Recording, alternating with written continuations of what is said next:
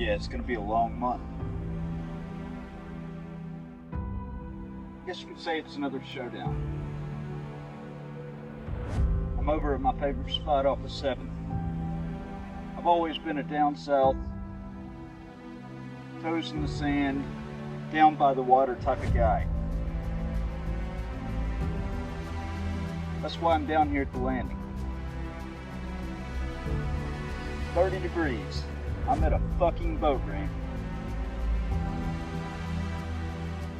It's a place for me to gather my thoughts, let go of some stress, and for me to reflect.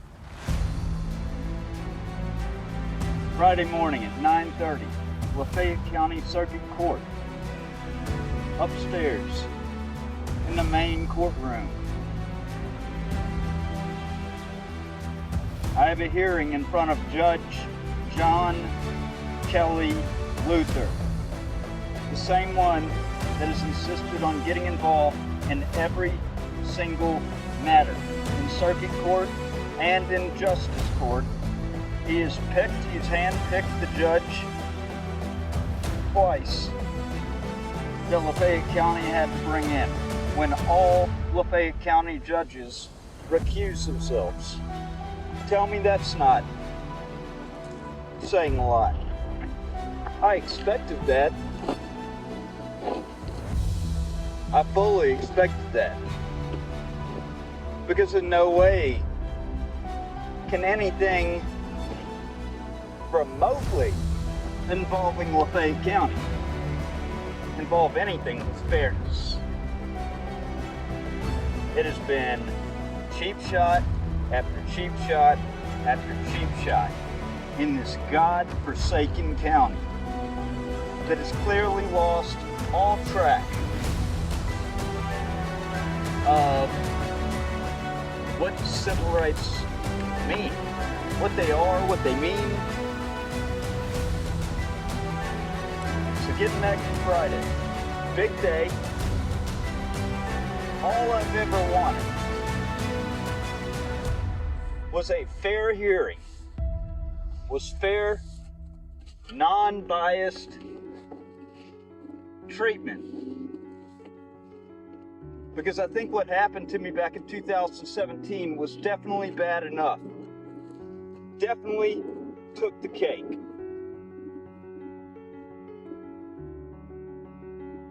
Nobody is deserving of this that I've had to deal with over the last 4 years, except for the people that have done it to me. They need to feel what it feels like. I mean, Joey East, who the hell does this guy think he is? To pull up and say, start everything off by saying, don't go back in the courthouse. And this can really be traced back to years prior, okay? I never had a problem with Joey East. As far as I knew, he was a good guy.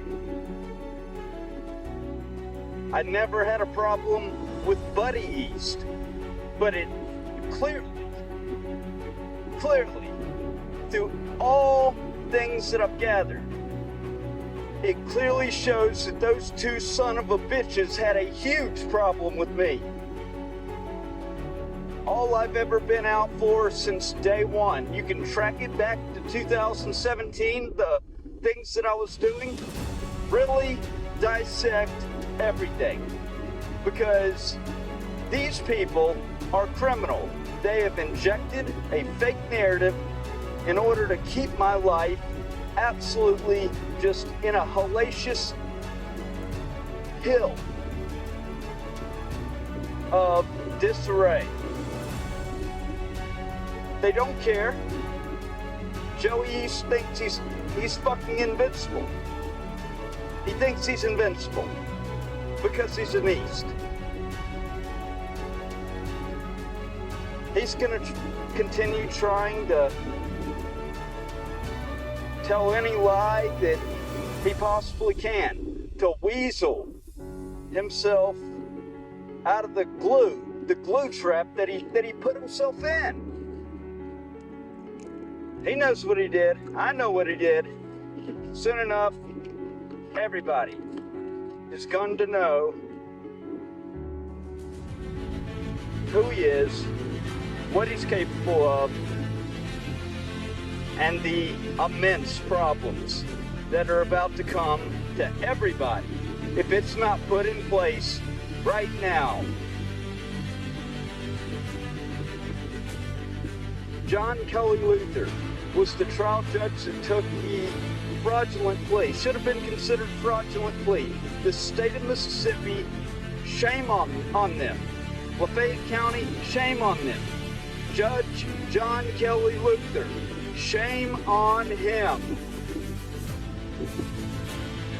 How do you not know when, especially when somebody is brought it to the attention, how do you not know when due process is afforded and when it's not? I'm not asking for an essay, for a paragraph, for your opinion. I'm asking for a binary answer to look at these things and say, well, yes, they happened, or no, they didn't. That's as simple as the answer needs to be. It doesn't need to be any simpler. Or it doesn't need to be any more complicated. There's no doubt 100% should be in the back of his mind that this was wrong since day one. Habeas corpus filing filed by Christian McCrae. She was an associate attorney for T.R. Trout in Oxford, the public defender. I was worried about T.R. Trout and the amount of time that he had, being that he was probably the one of the few public defenders in Oxford. So he's representing me. I never got told that Christian McCrae had filed nobody ever told me that she filed a habeas corpus, a motion to proceed in habeas corpus for bail reduction. Never got told any of that. I knew, and both attorneys sure knew well. And then when I say both attorneys, I'm talking about T.R. Trout and Christian McCrae. They knew. And Brennan Horan definitely knew and took full advantage, exploited the whole situation, helped Lafayette County exploit the whole situation, certainly helped Ray Tannehill and Robin Tannehill exploit the whole situation. Guaranteed, things are about to get pretty litigious from all directions. Brennan Horan was the only thing that Brennan Horan really centered himself on and around is what would benefit Ray and Robin Tannehill. That's it. It bothers me that a couple years ago, 2-3 years ago, it really bothers me that I didn't actually go to the Bar Association about Brennan Horan. I figured, well, we're in the good old boy state. I've seen what law enforcement will do, how different areas of the government will band together and do some of the most unscrupulous of things, even work with private citizens. So I figured, what the hell? I mean, it's not going to get anywhere. 3 years later, 2-3 years later, it sure isn't going to get anywhere now. Not with Ray Tannehill appointed by the Supreme Court to the Bar Tribunal, where you report a bad, sloppy attorney like himself. See, I've never directly hated anybody like the people that hate me, and the levels of just sick, extreme shit that they'll go to. And they'll do it just either unbeknownst to everybody else, or nobody just seems to give a damn because of who they are. They're willing to drop their moral values and what they consider to be right and wrong. They're willing to let that go by the wayside and then turn right around at that same moment and throw the pointing finger, persecuting, like literally, it's unfair, it's absolutely sloppy, it's literally a full, they have turned the courts, they've turned, and I don't think people are just really realizing the actual effects of everything that's going to come, but they've truly turned the courts into a battleground, a war zone. They want to try to label me to be a bad person, to be a crazy person, but that's just because they have not taken a self-accountability of anything at all. Had they have just done the right thing from the beginning, had they not have continued to throw a defense shield up whenever it came to getting to the bottom of what really happened, asking for help, bringing things to people's attention, okay? The results of stuff that stem from that has directly, 100% created the largest monster.